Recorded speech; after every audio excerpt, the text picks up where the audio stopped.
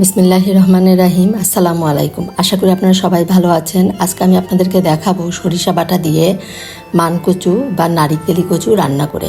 আশা করি এই রেসিপিটি আপনাদের ভালো লাগবে। এখানে আমি কচুগুলো যে গোল গোল করে কেটে নিয়েছি, কাটার ভিডিওটা আমি আর এখানে দেখালাম না, কারণ আমার চ্যানেলে এই মান কচুর আরেকটা রেসিপি আসছে, সেটা হচ্ছে মালাইকারি, কচুর মালাইকারি। সেখানেই এই কাটার ভিডিওটা দেয়া আছে।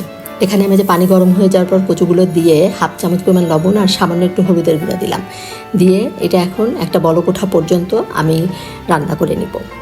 হালকা একটু সিদ্ধ করে নিব, তাহলে দেখা যাবে রান্নাটা তাড়াতাড়ি হয়ে যাবে। যে ঢাকনা দিয়ে ঢেকে আমি এই যে একটা বলক ওঠা পর্যন্ত এটা রান্না করে নিলাম। এখন এটা একটা চালনিতে ঢেলে রেখে আমি প্যানে পরিমাণ মতো তেল দিয়ে দিলাম কচুগুলো ভেজে নেওয়ার জন্য। এখন এই যে কচুগুলো দিয়ে আমি লাল লাল করে একটু ভেজে নিব। এই কচুটা একটু ভেজে এই সরিষা বাটা দিয়ে রান্না করলে এটা খেতে খুবই মজা হয়। আপনারা যারা খেয়েছেন তারা অবশ্যই জানেন, আর যারা খান নাই অবশ্যই একবার আমি যেভাবে রান্না করছি এভাবে রান্না করে খেয়ে দেখবেন, খুবই ভালো লাগে এটা খেতে। এই যে আমার কচুগুলো কিন্তু ভাজা হয়ে গিয়েছে, আমি আবার বাকিগুলো একইভাবে ভেজে নিচ্ছি। কচুগুলা ভেজে রেখে এখন আমি ওই প্যানে আরেকটু তেল দিয়ে দিলাম, দিয়ে এখানে হাফ কাপ পরিমাণ পেঁয়াজ কুচি দিয়ে দিলাম। পেঁয়াজটা দিয়ে আমি হালকা একটু ভেজে নিব, আর এর ভিতরে দিয়ে দিব আমি 5-6টার মতো কাঁচামরিচ ফালি। কাঁচামরিচ ফালিগুলোও আমি পেঁয়াজের সাথে ভেজে নেব।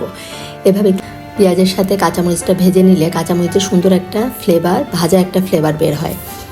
এই জন্য এভাবে একটু আমি ভেজে নিচ্ছি, হালকা ব্রাউন করে আমি ভেজে নেব পেঁয়াজগুলো।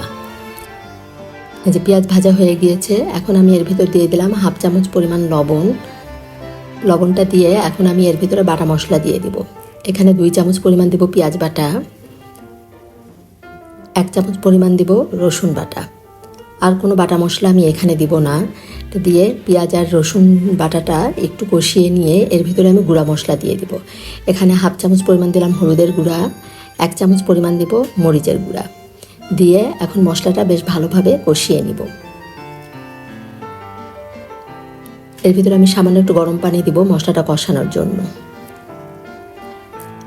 এই মশলাটা ভালো করে কষিয়ে নিয়ে তারপরে আমি সরিষা বাটাটা দিব। যে মশলাটা বেশ ভালোভাবে কষানো হয়ে গিয়েছে, এখন আমি এর ভিতরে 1 টেবিল চামচ পরিমাণ সরিষা বাটা দিয়ে দিলাম। এটা কালো আর সাদা সরিষা আমার কাঁচামরিচ দিয়ে বাটা ছিল, সেটাই এখানে দিয়ে দিলাম।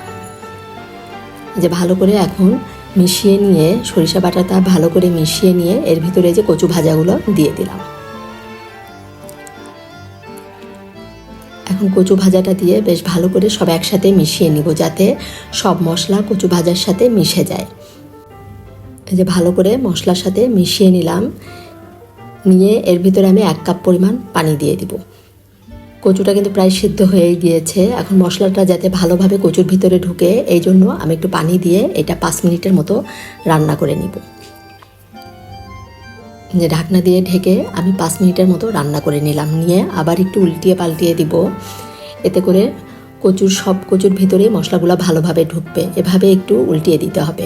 সরিষা বাটা দিয়ে কচু রান্নাটা যদি ভালো লাগে আপনাদের, অবশ্যই আমাকে একটা লাইক দিবেন, কমেন্ট করে জানাবেন কেমন লাগলো। আর যারা এখনও সাবস্ক্রাইব করেননি অবশ্যই সাবস্ক্রাইব করে আমার পাশে থাকবেন।